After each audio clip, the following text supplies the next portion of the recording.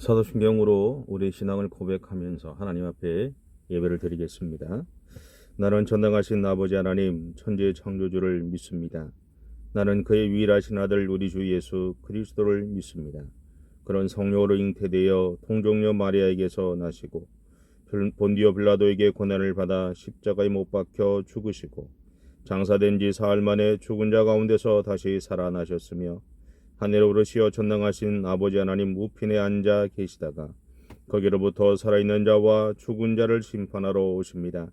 나는 성령을 믿으며 거룩한 공교회와 성도의 교제와 죄를 용서받는 것과 몸의 부활과 영생을 믿습니다. 아멘. 찬송가 543장입니다. 543장입니다.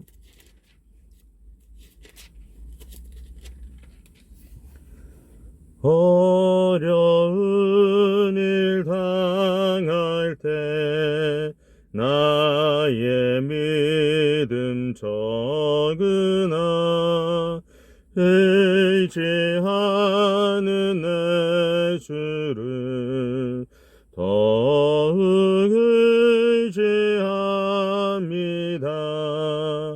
세월 지나갈수록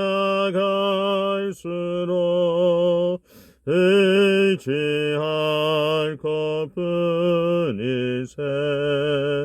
무슨 일을 당해도 예수 의지합니다. 성령께서 내 마음 밝히 비춰주시니 인도하심 따라서 주만 의지합니다. 세월 지나갈수록 의지할 것뿐일세. 무슨 일을 당해도 예수 의지합니다. 밝을 때의 노래와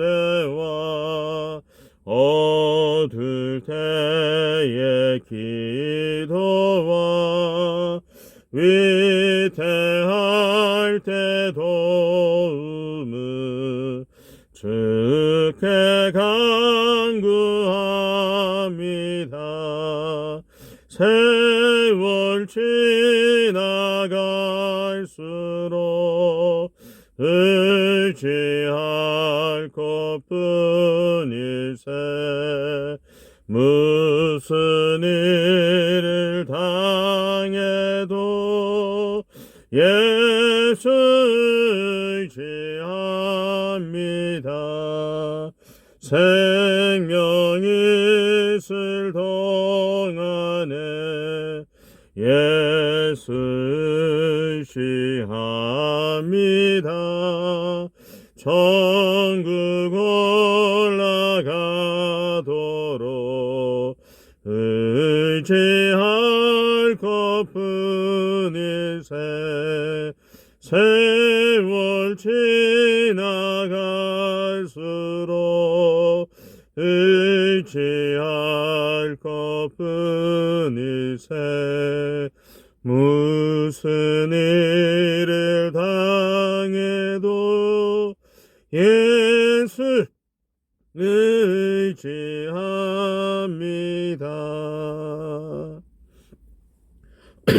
네, 기도하겠습니다. 사랑의 주님, 한 주간의 삶들 속에서 하나님 은혜 가운데 우리의 삶을 지키시고 인도해 주셔서 감사합니다. 여러 가지 상황들이 우리로 하여금 하나님 옆에 서지 못하게 하지만 그럼에도 불구하고 우리 안에 하나님을 향한 사모함이 더 부릴 듯이 일어남을 고백합니다. 주님, 예배를 사랑하고 함께 모여 하나님을 찬양하고 하나님을 높이는 그 시간들이 그리워지고 있음을 고백하오니 주님, 이 땅에 있는 코로나 바이러스로 인한 수많은 고통과 문제들이 그 문제 해결자가 주님 친히 되어 주셔서 신속하게 이 땅에서 물러나갈 수 있게 하시고 온 세상 가운데 퍼져 있는 것들이 하나님의 성령의 불로 태우시는 그 놀라운 역사들이 일어날 수 있도록 하나님과 함께 주시기를 원합니다. 그럼에도 불구하고 여전히 우리 욕심대로 살아가고 있는 우리의 연약함들을 고백하오니 주여 용서해 주시고 주님만을 더욱더 의지하고 붙잡는 믿음의 길을 달려갈 수 있는 종들을 우리 가운데 허락해 주옵소서. 우리 개인의 삶이나 우리 가정의 삶에 하나님의 놀라운 은혜와 사랑이 늘 넘칠 수 있도록 하나님 돌보아 주시고 하나님, 우리 안에 있어지는 수많은 문제들, 어려움들 속에서 하나님, 그 문제 해결자 되신 하나님을 바라보면서 하나님 믿음의 여정들을 달려갈 수 있는 종들을 우리 가운데 허락해 주옵소서. 포기하지 않게 하옵소서. 이기적이지 않게 하시기를 원합니다. 오직 하나님의 영광을 드러내는 삶을 살아가기 위한 더욱더 믿음의 길을 달려가는 우리 모든 성도들의 생애가 되어줄 수 있도록 하나님과 함께해 주옵소서. 주께서 온전히 이 예배의 주인 되어주시기를 간절히 바라오며 예수님의 이름으로 기도드립니다. 아멘. 말씀은 골로새서 2장 6절과 7절 2절 말씀입니다. 골로새서 2장 6절과 7절 말씀입니다. 제가 가지고 있는 성경으로 신약 성경 325페이지에 있습니다. 골로새서 2장 6절과 7절 말씀입니다. 제가 봉독하겠습니다. 그러므로 너희가 그리스도 예수를 주로 받았으니 그 안에서 행하되 그 안에 뿌리를 박으며 세움을 받아 교훈을 받은 대로 믿음에 굳게 서서 감사함을 넘치게 하라. 아멘. 우리는 예수 그리스도를 나의 주님으로 영접합니다. 또는 예수님을 믿습니다라는 그 고백을 통해서 믿음의 길을 가고 있습니다. 그런데 우리가 가는 믿음의 여정은 결코 쉽지 않지요. 수많은 유혹과 시련이 난무하는 전쟁터이기 때문입니다. 최근 코로나 사태에 의해서 일어나고 있는 모습만 보아도 우리의 믿음 생활까지도 위협을 받고 있는 상황에 처해 있습니다. 그래서 이 코로나 바이러스로 촉발된 오늘의 상황이 우리에게는 유혹이 되기도 하고 시련이 되기도 할 것입니다. 이러한 모습들이 이러한 것들이 우리의 삶에서 계속해서 반복되어져 있는 것이 오늘 우리들의 모습이기도 합니다. 존 본인의 철로 역정을 보면요, 순례자라는 이름으로 행하게 되는 우리의 신앙의 여정을 발견하게 되죠. 여기서 발견하는 것은 우리의 믿음의 여정이 나 혼자만의 길이 아니다라는 것입니다. 우리가 가는 믿음의 길은 철저히 하나님과 함께 가는 길입니다. 때때로 우리는 어려움 속에 있을 때 나 혼자 그 길을 간 것 같은 그런 착각을 할 때가 참 많습니다.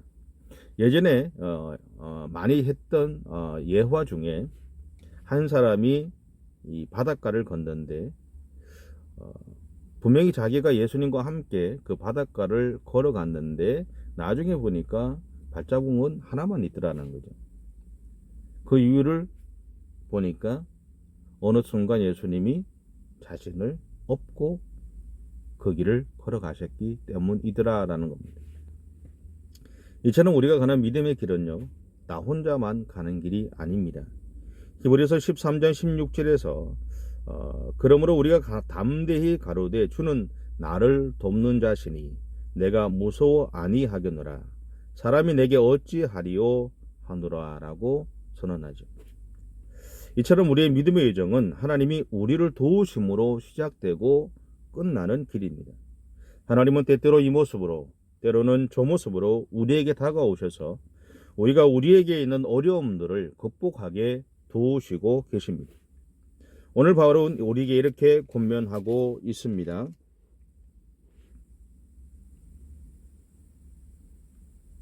6절입니다. 같이 한번 읽겠습니다. 그러므로 너희가 그리스도 예수를 주로 받았으니 그 안에서 행하되. 이것을 제가 현대인의 성경으로 읽어보면 우리가 예수 그리스도를 주로 받았기에 이제는 우리가 예수 그리스도 안에서 행해야 합니다. 이 말은 우리에게 있는 삶의 현실에서 우리는 수많은 이단의 유혹도 받고 고난도 당하기도 하겠지만 그래도 예수 그리스도만을 따라가는 삶을 살아야 한다는 말입니다.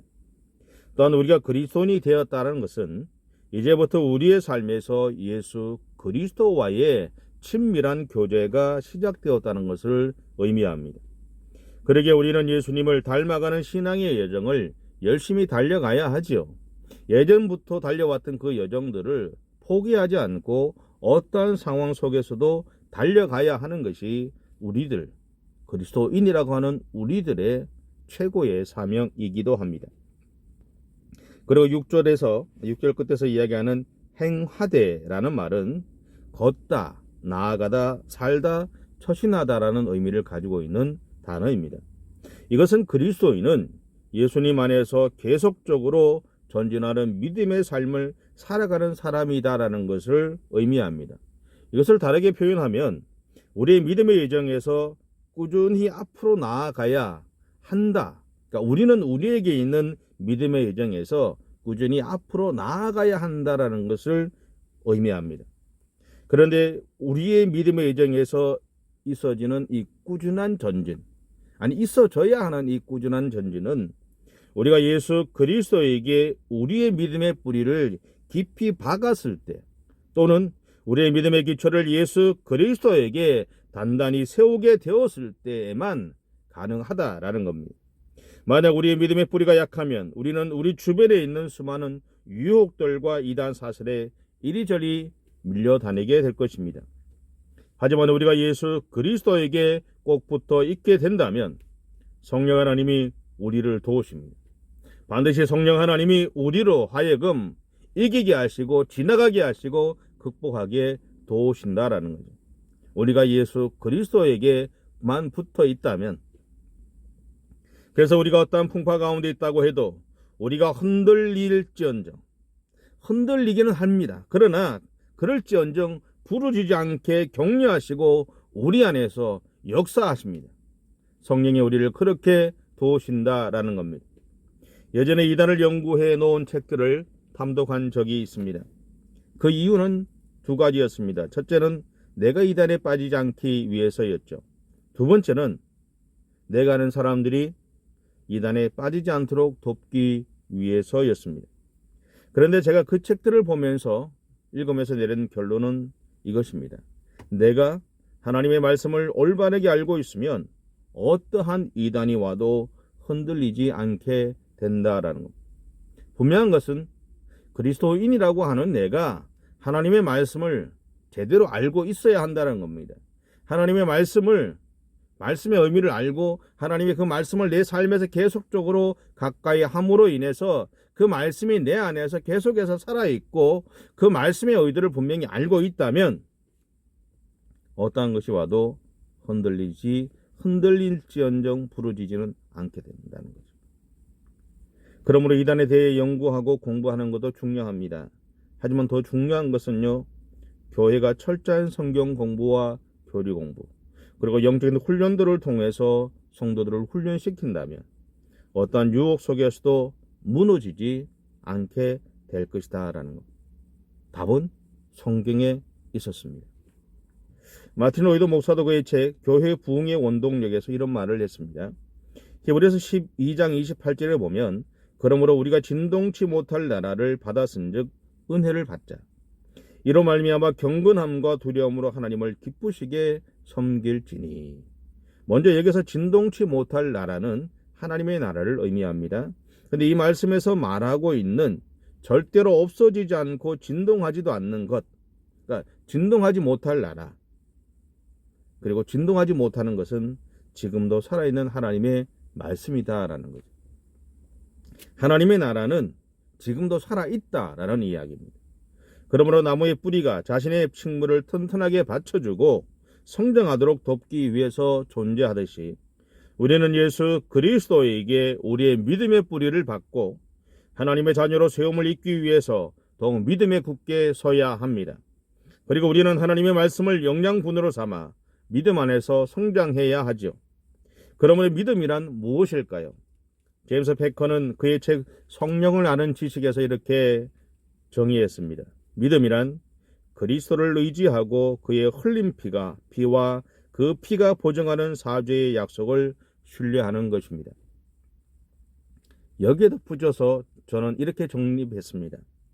믿음이란 예수 그리스도를 향한 신뢰에 대해 내가 입으로 고백한 것을 나의 행동으로 증명하는 것입니다. 요한복음 2장에 나오는 가나의 혼인잔치 사건을 기억하실 겁니다. 그 집에 포도주가 동이 났습니다. 잔치를 해야 되는데 포도주가 동이 났어요. 그런데 그 포도주가 동이 났을 때 예수님의 모친인 마리아가 예수님을 찾아와서 그 상황을 이야기합니다. 그리고 그 집의 종들을 향해서 이렇게 말하죠. 그가 무엇을 시키든지 그대로 행해라. 예수님의 명령을 받은 종들은 예수님이 물을 항아리에 부으라는 부으라는 명령대로 그 항아리에 물을 붓습니다. 그리고 예수님은 다시 종들에게 그 항아리에 있던 물을 떠서 연회장에게 갖다 주라고 명령하게 됩니다. 그런 예수님의 명령에 순종해서 항아리에 담았던 물을 연회장에게 갖다 주게 되죠. 그런데 이 물이 연회장의 입에서는 포도주가 되었다는 것입니다. 여러분, 무엇이 물을 포도주로 바뀌게 했을까요? 아마도 먼저는 어머니 마리아의 믿음이었을 겁니다. 예수님이라면 이 문제에 대해서 무엇인가 해결책을 줄 것이다 라는 자신의 아들이지만 동시에 하나님이 세운 하나님의 일을 위해서 이 땅에 보낸 사람이라는 분이라는 사실을 그 마음속에서 믿고 있었기 때문에 그 믿음, 그 어머니 마리아의 믿음이 첫 번째 이유였습니다. 두 번째는 예수님에게 그 집의 종들에게 있어서는 좀 황당한 명령이었지만 예수님의 말씀에 순종했던 종들의 이 순종함이 이 이적의 출발점이 되었다는 것입니다. 저는 이런 생각이 들었습니다. 물이 항아리를 떠났을 때 그대로 물이었을까요? 포도주로 바뀌었을까요? 저는 그대로 물이었을 것 같습니다. 하지만 그 물이 연회장의 손에 넘어갔을 때 더 이상 물이 아니라 포도주였을 겁니다. 여러분, 이것이 바로 살아있는 믿음의 결과입니다. 그리고 이것은 우리의 믿음의 고백 이후에 우리 안에서 나타나야 하는 믿음의 모습이기도 합니다. 누가복음 17장에 보면 예수님이 사마리아와 갈릴리 사이에 있는 한 촌에서 10명의 문둥병자를 만나게 되죠. 그들은 예수님을 찾아와서 자신들을 낫게 해주시기를 요청하게 됩니다. 예수님은 그들에게 너희 몸을 제사장에게 보여서 너희가 나았음을 증명받으라고 명령합니다. 그런데 예수님이 그 말씀을 하셨던 그 순간 그들의 몸이 낫지 않았어요. 그들의 몸은 그대로 문둥병자였습니다. 하지만 그들이 예수님의 말씀을 믿고 제사장에게 나아갔을 때 그 병이 고쳐진 겁니다.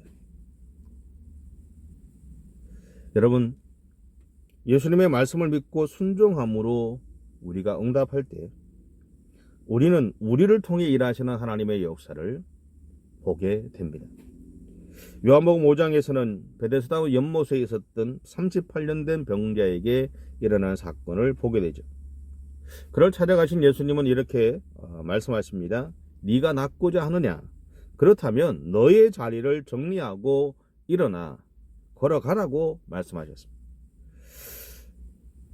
이 환자가 예수님의 말씀을 듣고 자신의 자리를 정리하려고 일어서려고 한 손을 짚고 몸을 기울였을 때 하나님은 그의 신경이 일을 하게 했고 그의 근육에 힘이 흐르게 하셨으며 그의 뼈가 믿음을 몸을 지탱할 수 있게 하셨습니다. 그런데 여러분 기억하십시오. 38년 동안 제자리에 앉아 있었던 사람입니다. 움직일 수 없었던 사람이죠. 그 누구의 도움이 없으면 아무것도 할 수 없었던 사람이었습니다. 38년의 시간 동안 그는 절망할 수밖에 없었고 자기는 더 이상 아무것도 할 수 없었다고 할 수 없다라고 생각하는 그 생각 속에 사로잡혀 있었던 사람입니다. 근데 그가 예수님의 이야기를 듣고 그의 몸을 움직였다는 그 자체가 기적입니다. 그 마음을 품었다는 것, 예수님의 말씀을 듣고 그의 몸을 움직이려고 의지를 가졌다는 것 자체가 여러분 믿음인 거예요. 포기하고 있었던 인생, 내 인생에 아무런 것도 없다고, 아무런 일도 일어나지 않는다고 절망하고 있던 그 사람이 누군가가 나를 그저 베데스다 연못에 던져주기만 해도 좋은데 던져줄 사람이 더 이상 없다라고 절망하고 있고 포기하고 있던 그를 향해서 예수님이 찾아가셔서 말씀하셨을 때 그는 이제 포기하고 덮어두고 있던 그 마음의 의지를 다시 일으켰던 겁니다. 그것이 바로 예수님이 그 사람에게서 보고자 했던 믿음이었습니다. 열왕기하 5장에서도 비슷한 사건이 있죠. 아람의 군대 장군이었던 나아만이 자신의 문둥병을 고치기 위해 이스라엘에 왔을 때 엘리사 선지자는 이렇게 말합니다. 요단강에 가서 7번 목욕을 해라. 그런데 그가 요단강에 몸을 담갔지만 6번째까지는 아무런 일도 일어나지 않습니다. 하지만 7번째 몸을 담갔다가 나왔을 때 성경은 이렇게 정언합니다. 그의 병이 나아서 어린아이의 피부와 같이 되었다. 여러분 성경 사무엘상 15장 22절에서는 이렇게 선언했습니다. 순종이 제사보다 낫고 듣는 것이 순양의 기름보다 낫다. 우리는 그리스도인입니다. 그러기에 우리의 인생에서 하나님의 응답은 반드시 일어납니다. 하지만 대부분의 그리스도인은 정말 그런 일이 일어날까라는 의구심을 품고 그냥 덮어두고 있는 경우가 허다하죠. 그래서 아무런 일도 일어나지 않는 것입니다. 그러게 이제부터라도 믿지 못했던 그 행동을 여러분의 삶에서 지워버리시기 바랍니다. 그리고 그 대신 하나님이 우리에게 있는 아무리 작은 것이라도 반드시 응답하실 것이라는 믿음으로 그것을 취하기 위해서 행동하시기 바랍니다. 여러분의 발을 한 걸음 내디디시기 바랍니다. 지금 우리에게 필요한 것은 하나님을 향한 하나님을 철저히 믿는 것입니다. 그리고 순종함으로 하나님을 따라가는 것입니다. 이것이 바로 우리의 믿음의 고백 이후에 우리의 삶의 현장에서 철저하게 하나님을 믿고 우리의 삶으로 하나님을 향한 우리의 믿음을 실천하며 사는 것일 겁니다. 그리고 이러한 우리의 믿음의 삶을 통해 예수 그리스도가 세상에 전해지게 됩니다. 여러분, 우리는 코로나 사태로 인해서 가정에서 온라인 예배를 드립니다. 우리 안에 함께 예배 드리고 싶은 마음, 하나님을 찬양하고 마음과 하나님을 높이고 마음과 하나님을 향한 사랑을 고백하고 싶은 마음이 분명히 있을 겁니다. 근데 상황이 우리에게 그 상황을 허락하지 않습니다. 내가 마음껏 예배를 드리고 마음껏 기도하고 내가 가고 싶을 때 언제나 예배당을 찾아서 갈 수 있었던 그 신앙의 자유로움이 얼마나 큰 은혜였다는 것을 우리는 잊고 살았지만 지금 오늘 우리의 현실은 그것을 우리 안에서 다시 생각나게 합니다. 그런데 비록 우리가 하나님의 성전에 모여서 함께 예배를 드리지 못해도 성경은 우리에게 분명히 얘기하시죠. 하나님은 나의 중심을 보시는 분이다. 내가 어떤 자리에 있든 여러분의 가정에서 예배를 드리든 여러분 혼자 예배를 드리든 함께 예배를 드리든 하나님을 향한 사랑의 마음을 내가 여전히 품고 지금 이 시간에 하나님 앞에 예배를 드리고 있다면 하나님을 향한 사모함을 가지고 예배를 드리고 있다면 하나님은 그 예배를 받으신다는 것입니다. 그리고 하나님을 향한 그 사모함을 바탕으로 해서 여러분의 삶에서, 여러분의 삶의 현장에서, 가정에서 매일매일 매 순간마다 기도하고 하나님의 말씀을 묵상하면서 하나님을 향한 사모하는 그 사모하는 마음들을 여러분의 삶에서 실천하는 삶을 살아가시기 바랍니다. 그래서 그 삶을 통해서, 그 믿음의 삶을 통해서 우리는 세상에 예수 그리스도를 전하게 될 것입니다. 어쩌면 이 코로나 사태는 우리에게 우리가 갖고 있는 믿음을 세상에 증명하기를 원하시는 하나님의 마음을 우리에게 알려주시는 시간일지도 모른다는 생각이 듭니다. 여러분, 저도 그렇고 여러분도 그렇고 이 어려움의 시간들 속에서 교회를 품고 나라와 민족을 품고 세상을 품고 세상을 향한 하나님의 사랑들, 그리고 믿는다고 했던 믿음을 가지고 있는 이들이 자신들의 믿음을 고백할 수 있는 그런 장이 되게 해달라고, 하나님의 치유하심과 회복하심 일어나게 해달라고, 예수를 믿다가 실족한 사람들이 다시 한번 이 시간들을 통해서 하나님 앞에 그들의 마음들을 내어놓고 돌아올 수 있는 시간이 되게 해달라고 기도하고 나아갈 수 있는 그런 저와 여러분의 삶이 되시기 바랍니다. 여러분 사랑합니다. 보고 싶습니다. 함께 예배를 드리시기를 바랍니다. 드리고 싶습니다. 그러나 우리가 온라인으로 이렇게 예배를 드리지만 이 시간 저와 여러분이 함께 하나님 예배 드리고 있음을 믿습니다. 기도하겠습니다. 사랑의 주님 감사합니다. 연약한 우리들을 사랑해 주시고 매 순간순간 속에서 우리를 격려해 주시고 축복해 주심을 감사를 드립니다. 어떤 상황 속에서도 하나님을 바라보고 하나님을 신뢰하는 믿음의 길을 달려갈 수 있는 우리 모든 성도들의 승리가 되어줄 수 있도록 하나님이 인도해 주옵소서.